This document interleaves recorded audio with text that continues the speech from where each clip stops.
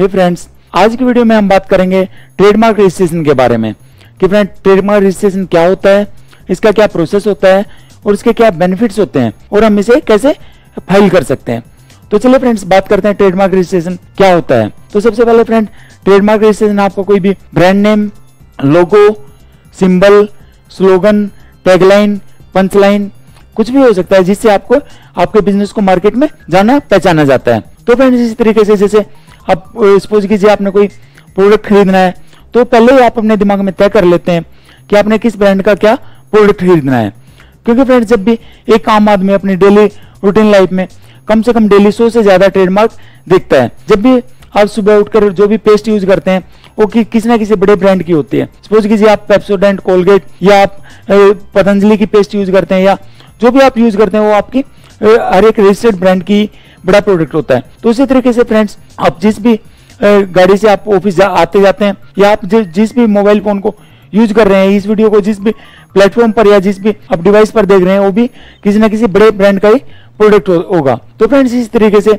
जब भी आपके बिजनेस को आपने बड़ा बनाने की सोचते हैं, आपके धीरे धीरे करके जब आप मेहनत करते हैं तो आपका बिजनेस बड़ा होना स्टार्ट होता है, तो लोग आपके प्रोडक्ट को कॉपी करना भी स्टार्ट कर देते हैं। तो उससे बचने के लिए भी आपका जो ट्रेडमार्क है वो एक मेन रोल प्ले करता है। तो फ्रेंड्स इस तरीके से अगर बेनिफिट्स की चलिए बात करते हैं तो जो आपने देखा होगा कि आपने किसी प्रोडक्ट के ऊपर टीएम लिखा होता है, किसी के ऊपर आर लिखा होता है। तो फ्रेंड्स इसका भी एक आपको कंफ्यूजन रहता है कि टीएम और आर क्या होता है। तो फ्रेंड्स जब आप ट्रेडमार्क अप्लाई करते हैं तो आप नेक्स्ट सेम डे से आप अपने प्रोडक्ट के ऊपर या ब्रांड नेम के ऊपर टीएम लिख कर उसे यूज करना स्टार्ट कर दें। उससे क्या होता है कि आपका ट्रेडमार्क अप्लाइड है। और आर का मतलब होता है कि जब आपका पूरा प्रोसेस कंप्लीट होने के बाद जब रजिस्टर्ड हो जाता है तो आप अपने ब्रांड नेम के ऊपर आर लिखना स्टार्ट कर देते हैं, जिससे ये होता है कि आपका ट्रेडमार्क रजिस्टर्ड है। तो फ्रेंड इसी तरीके से अगर बेनिफिट्स की बात करें तो सबसे पहले आपका बेनिफिट होता है कि ट्रेडमार्क आपके ब्रांड को प्रोटेक्ट करता है।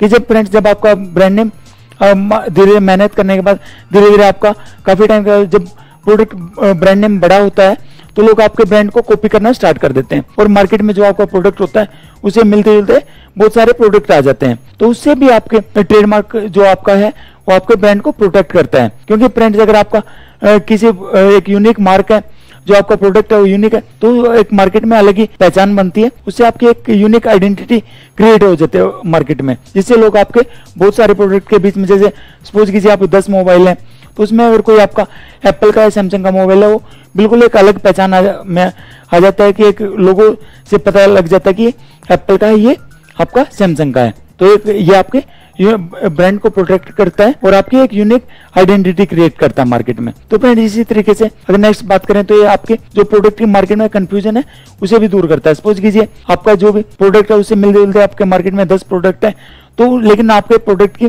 शेप या साइज या आपके जो भी एक लोगो या ब्रांड नेम उससे एक अलग ही पहचान बन जाती है, जिससे आपका कंज्यूमर होता है, जो आपका कस्टमर होता है वो आपके मार्केट में एक बिल्कुल आसानी से पहचान लेता है कि आपका रजिस्टर्ड ब्रांड है। और फ्रेंड नेक्स्ट बात करें तो एक मार्केट कंपटीशन को भी अवॉइड करता है, क्योंकि फ्रेंड जब आप सपोज कीजिए आप ऑनलाइन या ऑफलाइन जैसे भी अपने प्रोडक्ट को मार्केट में सेल कर रहे हैं, तो अगर आप ऑनलाइन कर रहे हैं तो ऑनलाइन में भी जैसे जो ई कॉमर्स प्लेटफॉर्म है उन पे अगर आपका जेनरिक प्रोडक्ट है तो आपके बहुत सारे कंपटीटर होते हैं, लेकिन आपका कोई एक रजिस्टर्ड ब्रांड है तो उसमें आपके कंपटीशन बिल्कुल खत्म हो जाता है। आपका एक यूनिक प्रोडक्ट होता है, उससे आपके एक अलग ही मार्केट प्लेस बन जाता है, तो उसमें आपका कोई कंपटीशन नहीं रहता है, तो उससे आपकी सेल भी बढ़ती है और आप बिजनेस में ज्यादा प्रॉफिट कमा पाते हैं।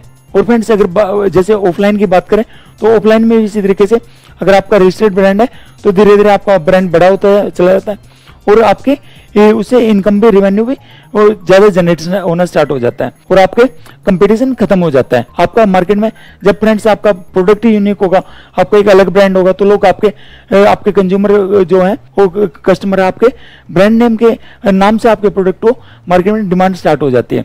तो फ्रेंड्स ये आपके मेन सारे बेनिफिट्स हैं। तो इसी तरीके से अगर प्रोसेस की बात करें तो सबसे पहला प्रोसेस होता है ट्रेडमार्क सर्च का। जब भी आपका कोई प्रोडक्ट है आपको ये देखना होता है कि आपका वो कौन सी क्लास में आता है, जो कि क्योंकि फ्रेंड्स जो भी हमारे ट्रेडमार्क है, ट्रेडमार्क में जितने भी प्रोडक्ट और सर्विसेज हैं वो टोटल 45 क्लास में डिफाइन किए गए, जिसमें से 34 क्लासेस में ओवरऑल हमारे गुड्स हैं, जो प्रोडक्ट्स हैं वो आते हैं, और जो 11 क्लासेस में 35 से लेकर 45 तक हमारी सर्विसेज को डिफाइन किया गया है। तो आपको ये देखना होता है कि आपका कौन सी क्लास में आता है और उसके बाद आपको अपनी एक एप्लीकेशन प्रिपेयर करनी होती है, जिसमें आपको आपकी क्लास को, आपका कौन सा प्रोडक्ट और किस किस सर्विसेज में आपको उसे यूज करना है, तो इन चीज़ों का सारा करके आपको एप्लीकेशन प्रिपेयर करके उसे आप ऑनलाइन और ऑफलाइन दोनों तरीके से एप्लीकेशन को फाइल कर सकते हैं। और फ्रेंड्स अगर बात करें उसके बाद एप्लीकेशन प्रोसेस होती है डिपार्टमेंट की तरफ से। सबसे पहले उसमें आपका जैसे आपने फाइल किया तो आपकी फाइल चेक होगी कि उसके कंप्लीट प्रोसेस की आपका वीएना कोडिफिकेशन होने के बाद और उसके फॉर्मेलिटी चेक पास होने के बाद उसके आपका प्रोडक्ट है जो वो मार्केट में अगर उस पर कोई ऑब्जेक्शन है तो विद इन 30 to 45 डेज के अंदर आपकी ऑब्जेक्शन आ जाती है। जो ऑब्जेक्शन आती है उसका ऑब्जेक्शन का आपको रिप्लाई फाइल करना होता है और रिप्लाई फाइल करने के बाद दो ऑप्शन स्टार्ट होते हैं कि या तो आपका प्रोडक्ट है हियरिंग के लिए, वो जो आपकी एप्लीकेशन है हियरिंग के लिए चली जाती है, या फिर आपकी एक्सेप्टेड हो जाती है। अगर एक्सेप्टेड हो जाती है तो आपका जनरल में पब्लिश हो जाती है। जनरल में पब्लिश होने के बाद अब आपका पब्लिक सर्च में चला जाता है। तो उसके क्या कि अगर कोई अपोज करता है आपका विद इन टाइम लिमिट के अंदर कोई अपोज करता है तो आपका अपोजिशन में होता है। अगर कोई अपोज नहीं करता तो आपका रजिस्ट्रेशन के लिए फॉरवर्ड कर दिया जाता है। तो फ्रेंड्स अगर अपोज में आ जाता है तो अपोज का फिर आपको काउंटर रिप्लाई फाइल करना होता है। उसके बाद भी वही प्रोसेस है कि या तो हियरिंग में या फिर आपका एक्सेप्टेड या रिफ्यूज हो जाता है। तो इसी तरीके से ये सारा ट्रेडमार्क का कंप्लीट प्रोसेस रहता है। तो फ्रेंड्स दूसरा अगर फीस की बात करें तो गवर्नमेंट फीस है जो इंडिविजुअल ओनरशिप के लिए आपकी 4,500 रुपए फीस रहती है ऑनलाइन में।